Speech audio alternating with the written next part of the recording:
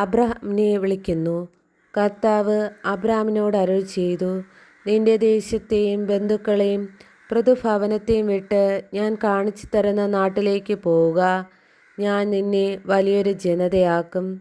നിന്നെ ഞാൻ അനുഗ്രഹിക്കും. നിന്റെ പേര് ഞാൻ മഹത്വമാക്കും. അങ്ങനെ നീ ഒരു അനുഗ്രഹമായിരിക്കും. നിന്നെ അനുഗ്രഹിക്കുന്നവരെ ഞാൻ അനുഗ്രഹിക്കും. നിന്നെ ശപിക്കുന്നവരെ ഞാൻ ശപിക്കും. നിന്നിലൂടെ ഭൂമുഖത്തെ വംശങ്ങളെല്ലാം അനുഗ്രഹീതമാകും. കർത്താവ് കൽപ്പിച്ചതനുസരിച്ച് അബ്രാം പുറപ്പെട്ടു. ലോത്തും അവൻ്റെ കൂടെ തിരിച്ചു. ഹാരാൻ ദേശത്തോട് വിട പറഞ്ഞപ്പോൾ അബ്രാമിന് 75 വയസ്സ് പ്രായമായിരുന്നു. അബ്രാം ഭാര്യ സാറായിയും സഹോദരപുത്രൻ ലോത്തിനെയും കൂടെ കൊണ്ടുപോയി. ഹാരാനിൽ തങ്ങൾ നേടിയ സമ്പത്തും ആളുകളുമായി അവർ കാനാൻ ദേശത്തേക്ക് പുറപ്പെട്ട് അവിടെ എത്തിച്ചേർന്നു. അബ്രാം ആ ദേശത്തിലൂടെ സഞ്ചരിച്ച് ഷെക്കെമിൽ മോറയുടെ ഓക്കുമരം വരെ എത്തി. അക്കാലത്ത് കാനാൻകാർ അവിടെ പാർത്തിരുന്നു. കർത്താവ് അബ്രാമിന് പ്രത്യക്ഷപ്പെട്ട് അരുളി ചെയ്തു, ഈ നാടും നിന്റെ സന്തതികൾക്ക് ഞാൻ കൊടുക്കും. തനിക്ക് പ്രത്യക്ഷപ്പെട്ട കർത്താവിന് അബ്രാം അവിടെ ഒരു ബലിപീഠം പണിതു. അവിടെ നിന്ന് അവൻ ബഥേലിന് കിഴക്കുള്ള മലമ്പ്രദേശത്തേക്ക് കടന്ന് അവിടെ ബഥേലിന് കിഴക്കും ആയിക്ക് പടിഞ്ഞാറുമായി താവളമടിച്ചു. അവിടെ ഒരു ബലിപീഠം പണിത് കർത്താവിൻ്റെ നാമം വിളിച്ചു. അവിടെ നിന്ന് അബ്രാം നെഗബിലേനു നേരെ യാത്ര തുടർന്നു. അബ്രാം ഈജിപ്തിൽ. അവിടെ ഒരു ക്ഷാമമുണ്ടായി.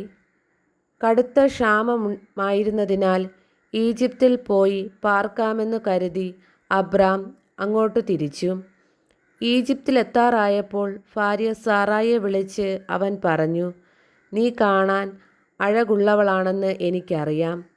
നിന്നെ കാണുമ്പോൾ ഈജിപ്തുകാർ പറയും, ഇവൾ അവൻ്റെ ഭാര്യയാണ്.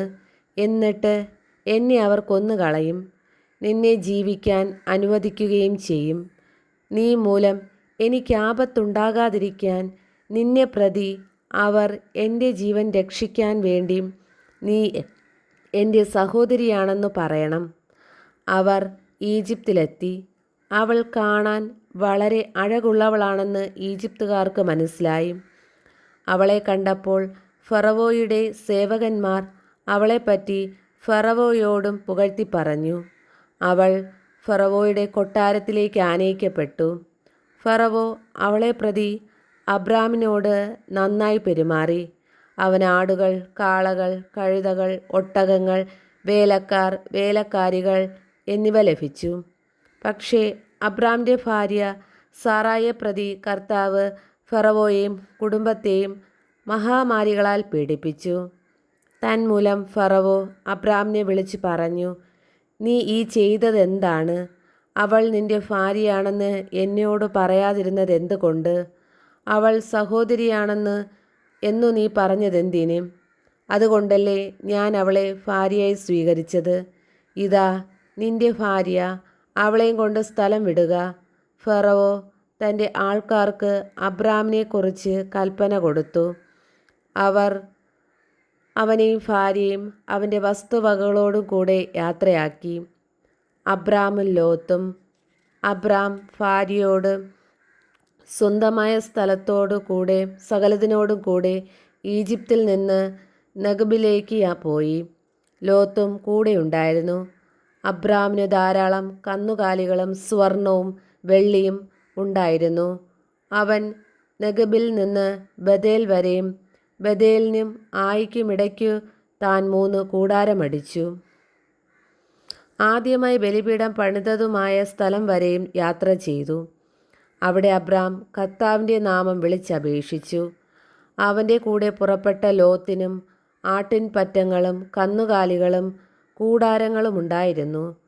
അവർക്ക് ഒന്നിച്ച് താമസിക്കാൻ ആ ദേശം മതിയായില്ല. കാരണം അവർക്ക് വളരെയേറെ സമ്പത്തുണ്ടായിരുന്നു. ഒന്നിച്ച് പാർക്കുക വയ്യാതെയായി.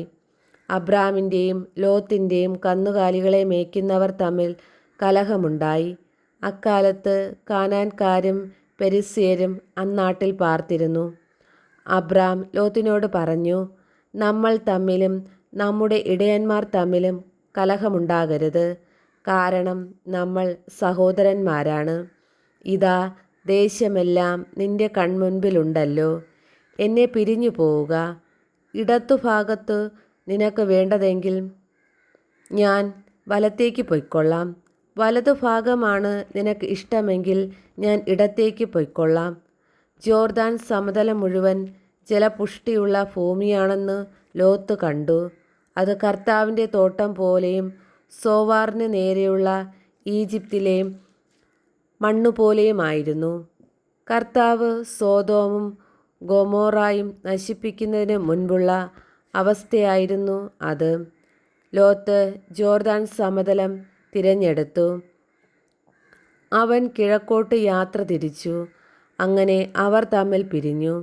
അബ്രാം കാനാൻ ദേശത്ത് താമസമാക്കി.